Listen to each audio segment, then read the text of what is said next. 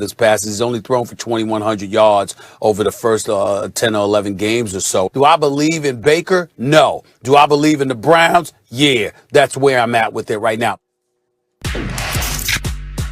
Okay, so Baker's wife, Emily Mayfield, retweeting that video from First Take Friday with the caption, "This aged well," after the Browns improved to 9-3 with a win over Tennessee. On that note, we bring in our quarterback, Dan Orlovsky. Dan, hope you had a nice weekend. Top of the morning to you, but you know who I am starting with right now. That would be the one and only Stephen A. Smith, and your facial expressions are priceless, Stephen A. Tell me this, do you feel like you owe Baker an apology, maybe his wife too? The answer would be hell no. Let me start by saying this. Baker Mayfield, really, the wife? Really? That's where we going? As a man that was raised by 5 women, I know better. And plus, I'm incredibly respectful.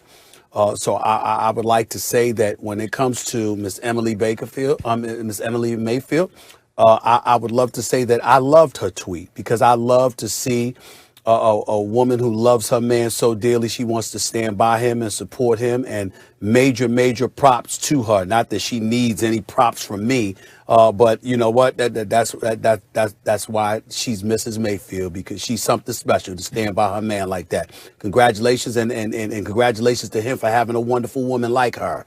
Having said all of that, I will say this: far be it for me to take the position that I took. This is a person that did not have an impressive record against winning teams with winning records, if you recall, Mrs. Mayfield. So I would say that as number one. Number two, over the previous 4 weeks, he was completing 57% of his passes. I think it was like 2 touchdowns and, 1 or 2 turnovers. He was relatively pedestrian. When you look at the multitude of weapons that he has available to him, a stout running game in Nick Chubb and Kareem Hunt, Jarvis Landry, and those boys can ball, and obviously they look a little bit better without Odell Beckham Jr. because he doesn't get to focus on them. The defense, they really get after the quarterback, courtesy of Myles Garrett. Their secondary isn't too shabby, and Kevin Stefanski is pretty much known for operating around Baker Mayfield and basically saying, to use Baker Mayfield's words, don't do anything stupid. Don't give the game away. Don't blow it up. If that's your definition of success, I can live with that. What I'm saying is what Bart Scott said.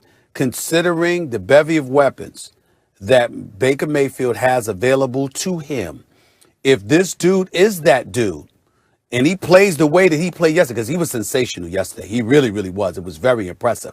He plays that way. I agree with Rex Ryan. Cleveland Browns got a shot to win it all if Baker Mayfield looks that way. But none of us expect him to. None of us expect a repeat performance. None of us expect him to throw 4 touchdowns in the first half, being the first quarterback for the Browns since Otto Graham in 1951 to do so. Nobody's expecting that from Baker Mayfield. Nobody's expecting Baker Mayfield to throw for 330 plus yards and complete about 90% of his passes. Nobody's expecting that from Baker Mayfield. We see that. Then the Cleveland Browns are a different franchise. They're different anyway right now, because bottom line is they're about to get to the playoffs, and major props to them and Coach Stefanski for that. You've seen the upgrade. There's a difference. There's levels to this between him and Freddie Kitchens, and we understand that.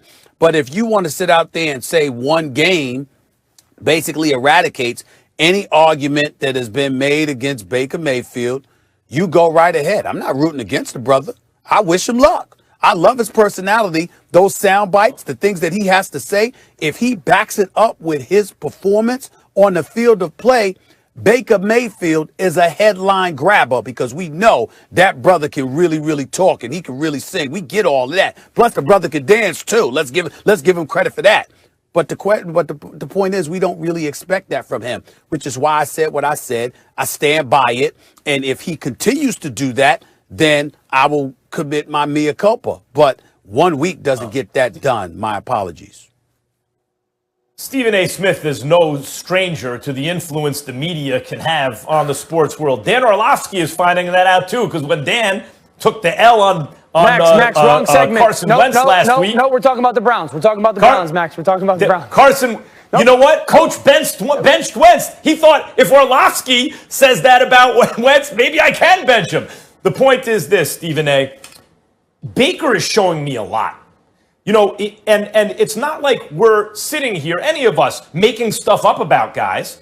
I was a big supporter of Baker's for a while, and I tried to stay with it, and I pointed out 4 head coaches in basically 2 seasons. Who could succeed under that situation? And most guys are coaching dependent. Like Patrick Mahomes, Aaron Rodgers, Tom Brady, Deshaun Watson. There's some guys who go, that guy's going to be great. I don't care where he is. Now, Belichick turns Brady from great to the GOAT, right? Andy Reid turns Mahomes from great into the Super Bowl champ, MVP, all that stuff.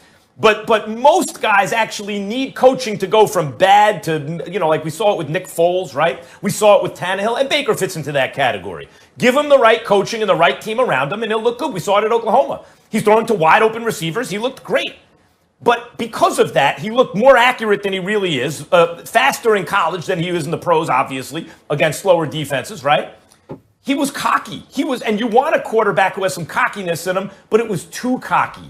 And what the NFL has taught Baker, and give him credit for learning the lesson, not being so hard-headed that he didn't make adjustments, emotional, mental adjustments, right? He wasn't going to accept a loser's fate so far, right? Let's see what happens. But give him credit for learning that humility. Stephen A., remember when he responded to you earlier in the season, and he was like, that's those guys' jobs? They like that. I'm not worried about that. I thought to myself, that's a good answer. That answer shows maturity. And what did he say? What was it, yesterday, right?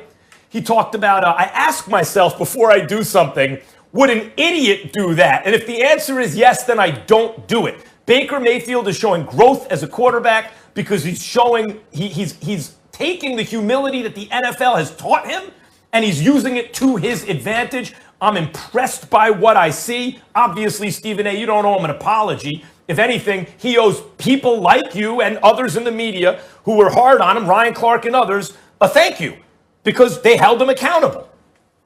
Max, hearing you say that quarterbacks need a lot of moving parts or variables around them to play well and have success is fascinating right now.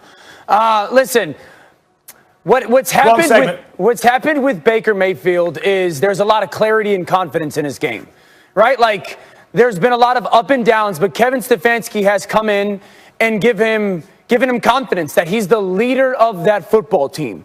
And he plays with a ton of clarity right now. Stephen A., I would argue that this is bigger than just 1 week. I would tell you that over the last 4 or 5 weeks, this has been really starting to show itself. This is 5 straight weeks without an interception from Baker Mayfield. That's a third of the season, essentially. That does not happen by accident. And the biggest growth and the biggest step forward that I do think we need to acknowledge is there are some play action pass shots that there's those chunks that are wide open. Sure.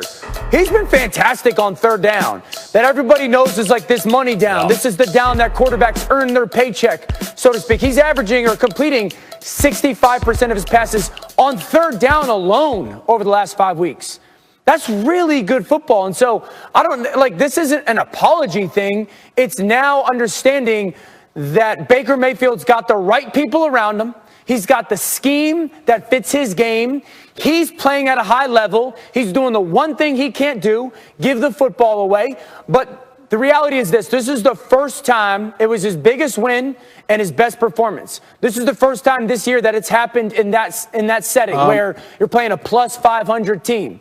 They're going to play the Steelers again. What's going to happen in that game? That's where all eyes will be on. If we will see Baker from yesterday when they play the Steelers, then we're having a different conversation, right? Then we're having a different conversation. But for right now, this was a huge step, and it's been weeks in the making.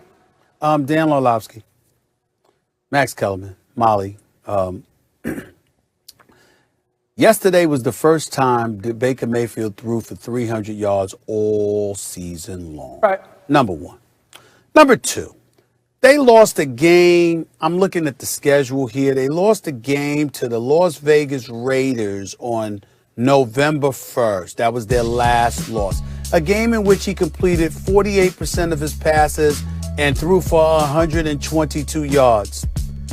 Dan, since that, hold on. 40 miles an hour win in that game. Hold on. Since then, he beat Houston 10-7. He beat the Philadelphia Eagles. He completed 60% and 54% of his passes in those games. And he beat Jacksonville before Tennessee yesterday. Mrs. Mayfield, I mean, hey, her, send them tweets all day. You know, I'll take it. I will not respond with any negativity whatsoever. I respect the ladies, especially the wives, okay? But respect. I won't even challenge you. You know, bring them on. But the rest of us, her is this different. To stand by your man. Absolutely. That's why he married that. I'm telling you, she's special, okay? But on the rest of us, can we stop? I mean, can we stop? Tennessee is just all of a sudden, they fell apart for a game. Okay, we got all of that. There's some games on this schedule coming up. Sure. Against Baltimore, against the Giants. Let's see what he does. All I'm trying to say is, so now we need to stop. Baker Mayfield has arrived. Max Kellerman, you said, you know, I'm very impressed giving your psychoanalysis, and I appreciate some of your points there, Abby. But the bottom line is this. I recall just a month ago, you were like, I'm sorry, I apologize. I think it was about 2 weeks ago. Max Kellerman, you were like this, y'all, man. Yeah, I said he's average. You know, I don't know. He just doesn't have now it. He's saying, quarterbacks need coaching. They need good offensive line play and weapons around them. And so it's very subjective with who needs that and who doesn't.